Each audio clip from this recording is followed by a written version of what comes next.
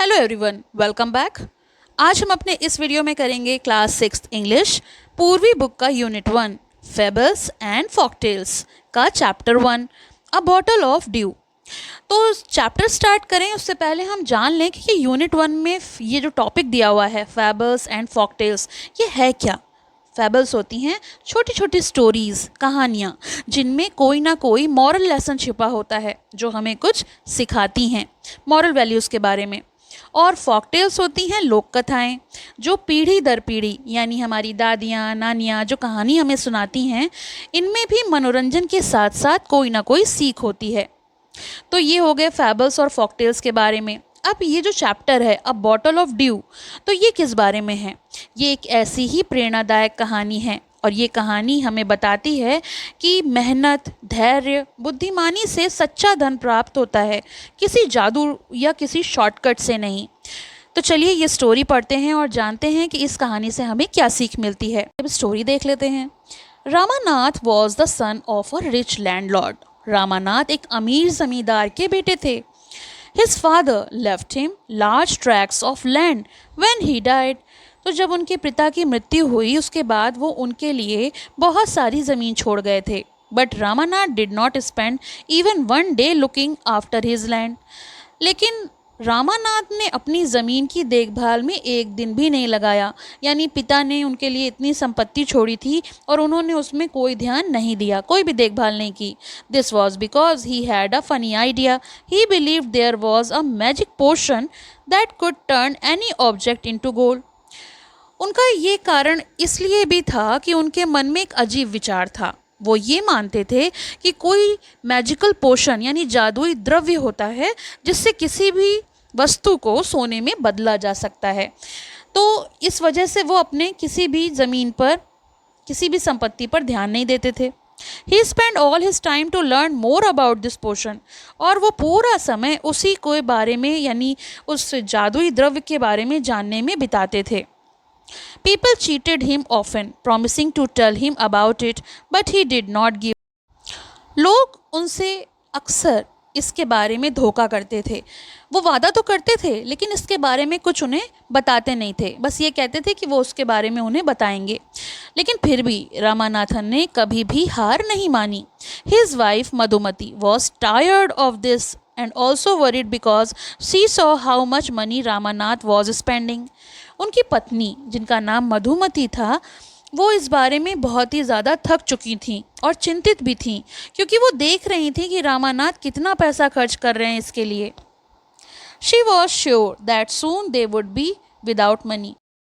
उनकी पत्नी को पूरी तरह से विश्वास था कि जल्द ही उनके पैसे नहीं बचेंगे अगर वो इसी प्रकार से खर्च करते रहेंगे। One day, a famous sage called महीपति came to their town. तो एक दिन की बात है, एक प्रसिद्ध साधु जिनका नाम महीपति था वो उनके नगर में आए। Ramanath became his follower and asked him about the potion. तो रामानाथ तो अक्सर लोगों से जानने की कोशिश करते ही रहते थे उस जादुई पोशन के बारे में, तो उन्होंने उनको भी फॉलो किया। रामानाथ उनके भी अनुयायी यानी फॉलोवर बन गए और उनसे भी उन्होंने उसी जादुई द्रव्य के बारे में पूछा कि वो कैसे बनता है या वो मुझे कैसे हासिल हो सकता है। To his surprise the sage answered, Yes, in my travels in the Himalayas, I heard how you could make such a potion, but it is difficult. तो उन्होंने आश्चर्य की सीमा नहीं रही। मतलब साधु ने सोचा कि ये मेरे से क्या उत्तर मांग रहा है, फिर भी उन्होंने उत्तर दिया, हाँ, हिमालय की यात्रा के दौरान मैंने इसके बारे में सुना था। ऐसा द्रव्य कैसे बनाया जा सकता है ये मुझे पता है, लेकिन वो बनाना थोड़ा कठिन है। It is difficult. Tell me, requested Ramanath, not believing his luck. हाँ हाँ मुझे बताइए। और रामानाथ ने उनसे रिक्वेस्ट की और उसे तो अपनी किस्मत पर भरोसा ही नहीं हो रहा था, विश्वास ही नहीं हो रहा था कि उसे उसका जो फॉर्मूला है, बनाने का तरीका है, वो पता लग जाएगा। You have to plant a banana plant and water it regularly with your hands. तो साधु ने रामानाथ से कहा, तुम्हें केले का पौधा लगाना होगा और अपने हाथों से नियमित रूप से पानी देना होगा। In winters the morning due is on the leaves. और जाड़े आने तक यानी सर्दी की ऋतु तक उसमें की पत्तियों पर जो ओस जमती है उसे तुम्हें इकट्ठा करना होगा। Collect the due and store it in a bottle. तो तुम्हें उन पत्तियों से जो भी द्रव्य निकलेगा, ओस निकलेगी, उसको तुम्हें लेना है और उसे एक बोतल में भरना होगा। When you have 5 liters of dew, bring it to me। और जब तुम्हारे पास लगभग 5 लीटर ओस इकट्ठी हो जाए तो उसे मेरे पास ले आना। I will chant some magic words which will turn it into a magic potion। तो मैं उस द्रव्य में कुछ जादुई शब्द बोलूँगा जिससे वो द्रव्य जो है वो जादुई बन जाएगा। A drop of a potion will change any object into gold। और उस द्रव्य की एक बूंद किसी भी वस्तु को सोने में बदल देगी। चैंट मतलब होता है टू रिपीट और सिंग अ वर्ड और फ्रेज, मंत्र पढ़ना। Ramanath was worried. अब रामानाथ काफ़ी चिंतित था। But winter is only for a few months. क्योंकि जाड़ा तो बस कुछ ही महीनों के लिए होता है। It will take me years to collect 5 litres of dew. और मुझे तो 5 लीटर ओस इकट्ठा करने में कई साल लग जाएंगे। You can plant as many banana plants as you want. तो साधु ने कहा, हाँ ठीक है, तो तुम चाहो जितने चाहो उतने केले के पौधे लगा सकते हो भाई, ओस जल्दी इकट्ठी होगी। But remember you must look after them your self. लेकिन एक बार ध्यान रहे, तुम्हें उनकी देखभाल स्वयं करनी है। And collect the due with your own hands. और तुम्हें ओस भी अपने हाथों से ही इकट्ठी करनी होगी। Part 2। Ramanath went home and after talking to his wife started cleaning his large fields which had been lying empty all these years। Ramanath घर गया और वो अपनी पत्नी से बात करने के बाद अपने बड़े खेतों की सफाई करना शुरू कर दिया जो इतने वर्षों से, इतने सालों से खाली पड़े थे क्योंकि वो तो उस पर कोई काम ही नहीं करता था। There he planted rows and rows of banana plants. और वहाँ उसने केले के पौधे की कतारें लगाईं। He tended them carefully। tended मतलब looked after, देखभाल करना। And during the winter months collected the dew that formed on them with great care। और फिर वहाँ उन्होंने जो भी पेड़ लगाए उनकी काफ़ी देखभाल करी और जब सर्दियों के महीनों पर उन पे जमने वाली जो भी ओस थी उसको बड़े ध्यान से इकट्ठा करता था जैसा कि साधु ने उससे कहा था। His wife helped him too। उसकी पत्नी भी उसकी मदद करती थी। Madhumati gathered the banana crop, took it to the market and got good price for it। Got a good price for it का मतलब कि वो उसमें जितनी भी फसल होती थी उसको इकट्ठा करती थी, बाजार ले जाती थी और अच्छे दाम पर बेचती थी। Over the years, Ramanath planted more and more plants and they had a huge banana plantation। साल दर साल वो और भी ज़्यादा अधिक पौधे लगाए उसने और उनकी बड़ी ध्यान से देखभाल करी और अब तो उनकी बहुत बड़ी केले की बागान बन गई।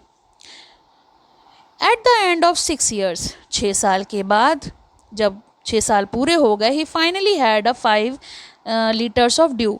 अब उसके पास लगभग 5 लीटर ओस इकट्ठी हो गई। Carefully he took the bottle to the sage. अब वो सावधानी से बोतल को साधु के पास ले गए क्योंकि साधु ने कहा था कि जब एक बार की बोतल में 5 लीटर ओस इकट्ठी हो जाए तो मेरे पास ले आना, मैं उसमें मंत्र उच्चारण करके उसको मैजिकल पोशन बना दूंगा। The sage smiled and मटर्ड something over the water. तो साधु ने उससे बोतल ले ली, मुस्कुराए और उसमें कुछ मंत्र जो हैं बुदबुदाए। मटर्ड मतलब होता है spoke in a low voice. और उन्होंने उसमें कुछ शब्द धीमे से हल्की आवाज़ में बुदबुदाए। Then he return the bottle and said try it out. और फिर उन्होंने बोतल लौटाते हुए कहा, अब इसे आजमाओ। Ramanath sprinkled a few drops on a copper vessel. Ramanath ने तुरंत उसकी कुछ बूंदें एक तांबे के बर्तन पर छिड़की। And waited for it to turn to gold. और फिर उसे सोने में बदलने में इंतज़ार करने लगा क्योंकि कहना तो यही था ना कि मैजिकल पोशन बन जाएगा, वो जिस पे भी छिड़का जाएगा वो जो वस्तु है वो सोने में बदल जाएगी। To his surprise nothing happened. उसे तो बहुत आश्चर्य हुआ क्योंकि वो तो कुछ भी नहीं बदला, जैसा था वैसा ही रहा। This is cheating he told the sage. तो उसने साधु से कहा, ये तो धोखा है। I have wasted 6 precious years, precious यानी बहुमूल्य, valuable years of my life.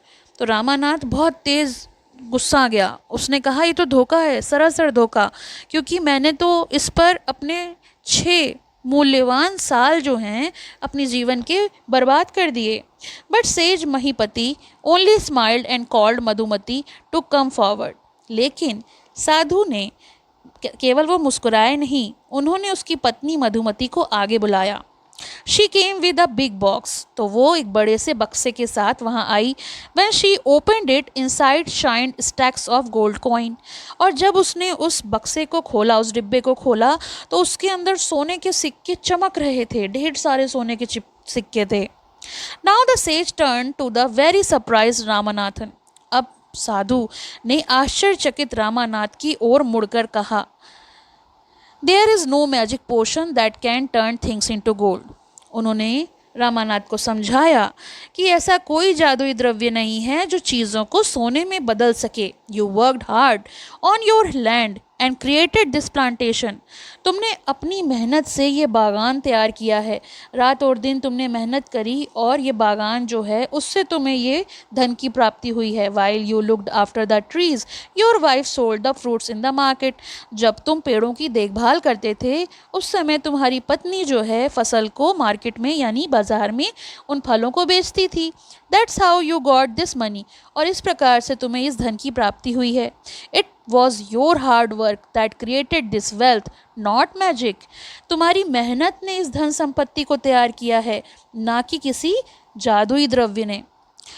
If I had told you about this earlier, you would have not listened to me, so I played a trick on you. अगर ये बात मैं तुम्हें पहले बता देता तो तुम मेरी बात नहीं मानते, इसलिए मैंने तुम्हारे साथ एक चाल चली। Ramanath understood the wisdom behind these words and worked even harder on his plantation from that day on. Wisdom होती है deep understanding, बुद्धिमानी। रामानाथ ने इन शब्दों के पीछे की बुद्धिमानी को अच्छे से समझ लिया और उस दिन से वो अपने प्लांटेशन यानी बागान में और भी अधिक मेहनत करने लगा। तो इस चैप्टर में हमको क्या सिखाया? मेहनत का महत्व, धैर्य और लगन का फल। लालच बुरी बला होती है, सच्ची सफलता परिश्रम से मिलती है और बुद्धिमानों की सीख जीवन बदल सकती है। यानी हमें हमेशा बुद्धिमानों के साथ रहना चाहिए। तो ये तो हो गई स्टोरी। तो ये तो हो गया इस स्टोरी का एक्सप्लेनेशन। सुधा मूर्ति द्वारा लिखी गई ये कहानी हमें बहुत अच्छी शिक्षा दी। इस कहानी ने पसंद आया हो तो लाइक करें, शेयर करें और चैनल को सब्सक्राइब करें।